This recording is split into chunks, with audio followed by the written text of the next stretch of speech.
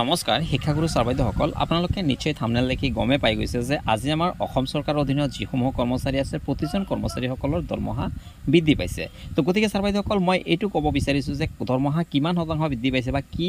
বৃদ্ধি পাইছে আৰু এই বৰ্ধিত দৰমহা আপোনালোকে কেতিয়া পাব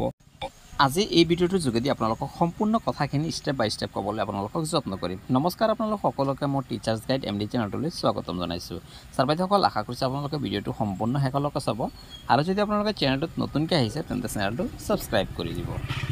ছাৰ বাইদেউসকল আপোনালোকে নিশ্চয় স্ক্ৰীণত দেখা পাইছে এই অৰ্ডাৰখন আহিছে আমাৰ গভৰ্ণমেণ্ট অফ আছাম ফাইনেন্স ডিপাৰ্টমেণ্টৰ ফালৰ পৰা আহিছে আৰু এই অৰ্ডাৰখন প্ৰকাশ পাইছে আজিৰ ডেটত অৰ্থাৎ 22 অক্টোবৰ 2025 আজিৰ ডেটতে এই অৰ্ডাৰখন প্ৰকাশ পাইছে এই অৰ্ডাৰখন মতে আমাৰ অসম চৰকাৰৰ অধীনত যিসমূহ কৰ্মচাৰীসকল আছে আৰু পেঞ্চনাৰসকল আছে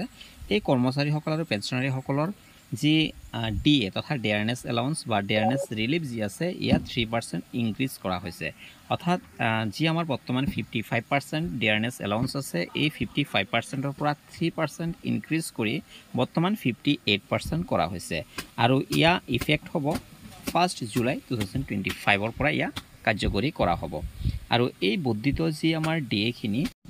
আমি অক্টোবৰ মাহৰ চেলাৰীৰ লগত আমি ডিএখিনি পাই যাম অৰ্থাৎ বৰ্তমান যি আমাৰ অক্টোবৰ মাহ চলি আছে এই চলিত মাহৰ যি চেলাৰী হ'ব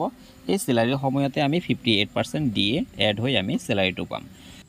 এতিয়া কথা হ'ল আমি 3 মাহৰ ডিএটো কেতিয়া পাম অৰ্থাৎ জুলাই মাহতে যেহেতু আমাৰ ডিএটো ইনক্ৰিজ হ'ব তো গতিকে জুলাই আগষ্ট আৰু ছেপ্টেম্বৰ মাহৰ এই 3 মাহৰ ডিএটো আমি ইনষ্টলমেণ্ট হিচাপত 3টা কিস্তিতে দিয়া হ'ব যেনে জুলাই মাহৰ ডিএটো দিয়া হ'ব ডিচেম্বৰ মাহত আৰু আগষ্ট মাহৰ ডিএটো তথা এৰিয়াৰটো দিয়া হ'ব জানুৱাৰী মাহত আৰু